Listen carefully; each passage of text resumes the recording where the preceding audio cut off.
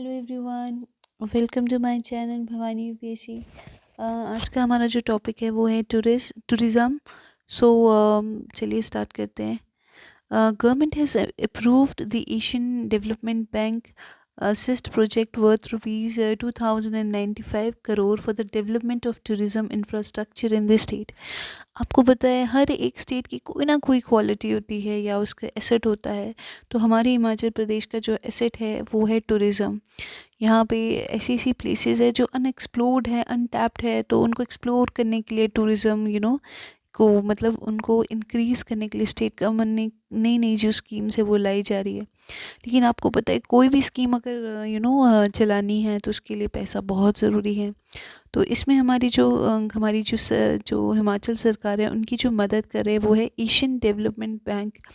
तो इस प्रोजेक्ट के लिए वो कम से कम 2095 करोड़ दे रहे हैं ताकि वो टूरिज़्म का जो इंफ्रास्ट्रक्चर है उसको डेवलप कर सके स्टेट में।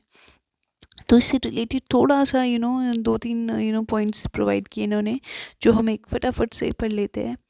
इन्होंने कहा है कि in 22-23 rupees 50 crore will be spent under the Nai Rahen Nai Manzil scheme. तो Shiv Dham in Mandi, water sports in Larji and Tattapani, paragliding in Bir Billing and Chanshal will be covered under the scheme. अब इन्होंने कहा है 4-5 जगह है जहाँ पे ये स्कीम के द्वारा नई राहें नई मंजिल के द्वारा क्या किया जाएगा, वहाँ पे 550 करोड़ स्पेंड किए जाएंगे। और इस टूरिज़्म प्लेसेस का ये जो 4-5 स्पॉट्स है इनको क्या किया जाएगा, इनको और ज़्यादा डेवलप और इन्हांस किया जाएगा इसकी क्वालिटी को। तो बेसिकली आपको सबसे पहले तो ये जो स्कीम है उसको याद करना ज़रूरी है और थोड़ा सा आइडिया होना चाहिए कि नई राहें नई मंजिल क्या स्कीम है, क्योंकि कई बार आ जाता है प्रीलिम्स में। तो आपसे पूछ सकते हैं कि क्या मतलब है इस स्कीम का। तो इस स्कीम का सिंपल मतलब है कि जो भी अनएक्सप्लोर्ड है एरियाज़ या बहुत दूर है जहाँ पे वो नहीं पहुँच पाती है, होटल्स नहीं है या अकोमोडेशंस नहीं है, तो वहाँ पे उन जगहों को एक्सप्लोर करने के लिए ये स्कीम यूज़ की है। तो उन एरियाज़ को मतलब जो टूरिस्ट है वो एक्सप्लोर कर सके टूरिज़्म के थ्रू, तो कहीं ना कहीं ये स्कीम वहाँ पे एप्लीकेबल होगी।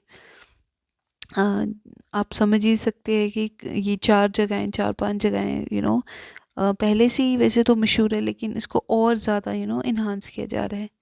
अब इसमें इससे रिलेटेड थोड़ा इनिशिएटिव्स भी बताए हैं नीचे। Following new initiatives will be undertaken with the participation of private sector to attract more tourist. अब इन्होंने कहा है अकेला तो सरकार कुछ नहीं कर सकती, we need a helping hand. तो वो हेल्पिंग हैंड हमारी बनेंगे प्राइवेट सेक्टर। ओके, सो हमारा जो प्राइवेट सेक्टर आपको दिख रहा होगा, यहाँ पे लिखा है private sector to attract more tourist. तो चलिए 4-5 पॉइंट्स है, ये बहुत इंपॉर्टेंट है, इसको हम पढ़ लेते हैं। Promotion of Karwaan tourism for new tourist destinations. बहुत से अब ये कारवां टूरिज़्म है इसको प्रमोट करे। कारवां टूरिज़्म अभी तक केरला में स्टार्ट हुआ है। ये कुछ नहीं, एक बस जैसी होती है। ओके, बहुत बड़ी बस होती है और उसी में ही आपको पूरी होटल फैसिलिटीज़ प्रोवाइड की जाती है, सो दैट आप अपनी फैमिलीज़ के साथ उन टूरिस्ट डेस्टिनेशंस में जा सके जहाँ पे होटल्स नहीं बने हुए हैं। क्योंकि होती है ऐसी जगह है ना, होटल्स वहाँ बनते हैं जहाँ पे रोड नज़दीक हो या फिर थोड़े से ज़्यादा लोग आए। बस जहाँ पे कम लोग आते हैं वहाँ पे होटल्स वालों को भी तो नुकसान होता है। सो उन अनएक्सप्लोर्ड जो जगहें हैं उनको एक्सप्लोर करने के लिए ये कारवां टूरिज़्म को वो बनाया गया है।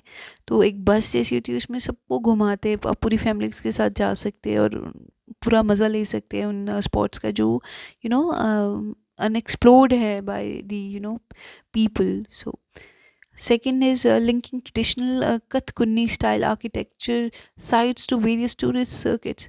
Okay, सबसे पहले तो टूरिस्ट सर्किट समझना ज़रूरी है। टूरिस्ट सर्किट होता है जैसे मान लो बिलासपुर, हमीरपुर एंड मनाली, एक सर्किट बन गया, ये 3 जगह 3 स्पॉट्स। ओके, तो यहाँ पे ये बोल रहे हैं कि जो कथकुन्नी जो ट्रेडिशनल स्टाइल आर्किटेक्ट साइट्स है उसको क्या करेंगे कि लिंक करेंगे टूरिस्ट सर्किट से। अब देखना है कि बिलासपुर हो गया, जैसे हमीरपुर हो गया, या मनाली हो गया, कांगड़ा हो गया, जो ये स्पॉट्स है, तो इसमें देखना है कथकली स्टाइल आर्किटेक्चर कहाँ पे है। तो एक सबसे बड़ा एग्जांपल दे, देखो एक तो नगर में है, कैसल है कुल्लू की, ठीक है, नगर कासल जो कि कुल्लू में है, जो कि राजा सिद्ध सिंह जी ने बनाई है, आपको दिख रहा होगा। दूसरी है हिडिंबा टेम्पल में, जो कि मनाली में है। सो इस तरह का जो आर्किटेक्चर है वो उनकी जो प्लेसेस जैसे कुल्लू हो गया, मनाली हो गया, इनका एक टूरिस्ट सर्किट बनाया जाएगा, सो दैट वहाँ पे लोगों को घुमाया जाएगा, जो भी टूरिस्ट आएंगे। तो आपने देखा होगा कथकली बहुत यूनिक सा है, लेकिन आप आप कहीं पे भी जाएंगे, हिडिंबा माँ का देखा है आपने कैसा है वो टेम्पल, पिक्चर्स पे देखा होगा आपने। मैक्सिमम जो पहाड़ी मंदिर होते हैं उसी को कथकली स्टाइल ऑफ आर्किटेक्चर बोलते हैं। सो next is linking art gallery of Kangra with tourist circuit. Art gallery है कांगड़ा की, उसको भी टूरिस्ट सर्किट से जोड़ा जाएगा। सो ये कहीं ना कहीं आप देख रहे हो कि जो सरकार है कहीं ना कहीं अपनी इकोनॉमी को इंक्रीज़ करने के लिए अपने एसेट को यूज़ कर रही है, वो है टूरिज़्म। सो टूरिज़्म को वो डेवलप कर रही है, ओके, उसका इंफ्रास्ट्रक्चर डेवलप कर रही है। Next is to propagate the historical heritage and develop historical forts of the state as tourist attraction. Okay, तो वो कहीं ना कहीं जो सरकार है वो प्रमोट कर रही है, जितने भी हेरिटेज है या हिस्टोरिकल हेरिटेजेस हैं उनको डेवलप करना, उनको और बेटर बनाना, क्योंकि होता ही है अब राजा महाराजा तो चले गए बेचारे बना के, उनकी मेंटेनेंस करनी किसकी रिस्पॉन्सिबिलिटी है, वो है सरकार की, सो दैट लोग आएंगे देखेंगे कि उनके जो एंसेस्टर्स है वो कैसे रहते थे, राजा महाराजा कैसे रहते थे। सो ऑब्वियसली टूरिस्ट जो है वो भी हिमाचल का कल्चर से तभी रूबरू हो पाएंगे जब they will come to see these historical forts और हिस्टोरिकल हेरिटेजेस। सो तो कहीं ना कहीं बहुत अच्छा एक स्कोप दिखता है टूरिज़्म इन्हांस होने का। और माउंटेन बाइकिंग ट्रैक्स भी डेवलप किए जाएंगे, होते हैं कुछ लोग शौकीन होते हैं बाइक्स चलाने के, तो उनके लिए भी है, क्योंकि कुछ लोग बहुत एडवेंचरस होते हैं तो उनके लिए भी ये बहुत अच्छा इनिशिएटिव है। So that's all, thank you everyone.